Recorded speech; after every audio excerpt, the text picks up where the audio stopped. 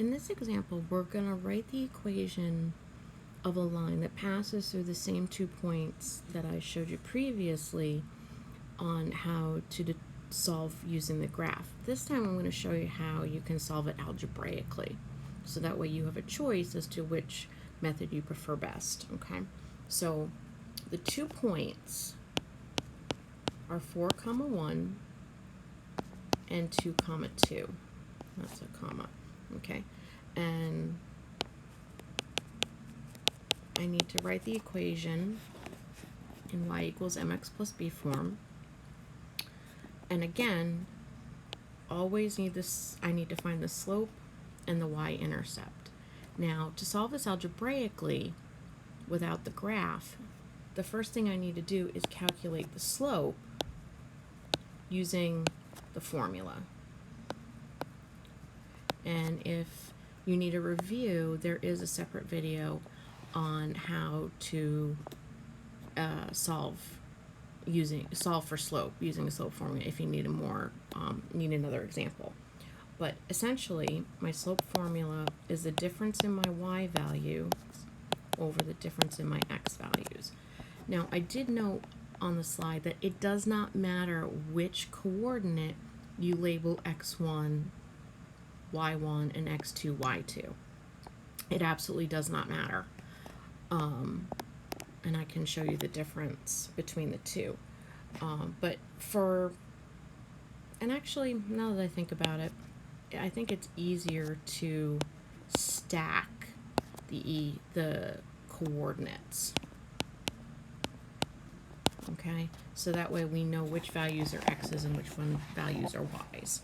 Okay, so I'm going to just read my coordinates straight down. Now just keep in mind that the y's have to go on top. So I'm going to do 1 minus 2 over 4 minus 2. Okay, so I started with the 1 in my formula, which means I have to start with the 4 also. And then I'm going to subtract. Now here's where you need to be careful with your negatives, okay? So 1 minus 2 is a negative 1, and 4 minus 2 is 2. So this is my slope. Slope is negative 1/2. Okay, so now that I've calculated slope, I can now algebraically calculate and solve for b, which is my y-intercept.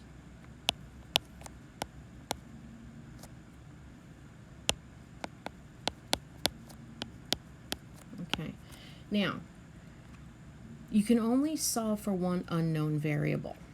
So when we look at my equation, okay, I have my m. That's negative 1/2. Now I need values for x and y. Well, I have that. X and y are right here. X and y are one of the points. Now again, both points are on the line, so it does not matter which one you choose to plug in to solve for b. Just make sure you put the x where the x goes and the y where the y goes. Okay, so I'll just use the first coordinate, which is 4, 1. So in this case, y is 1, so y goes here, and then my 4 is x, and then of course I am solving for my y-intercept. Now here, we'll take a little side track over here, because we also need to kind of quickly review how we multiply a fraction times a whole number, okay? Because to solve this, I need to simplify this expression here, okay? So I need to multiply negative 1/2 times 4. Okay, now to do that, I'm going to make 4 a fraction by putting it over 1.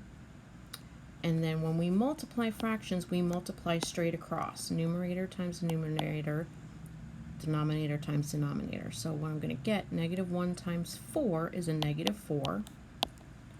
And 2 times 1 is 2. Now, always simplify. Okay, so I can simplify negative 4 divided by 2. Negative 4 divided by 2 equals a negative 2. Okay, so when I go back to solving my equation, what I have is, so I just determined off to the side that this, when I multiply negative 1/2 times 4, I get negative 2. Okay. My last step to solve for b, so I need b by itself, so I'm going to add 2 to both sides.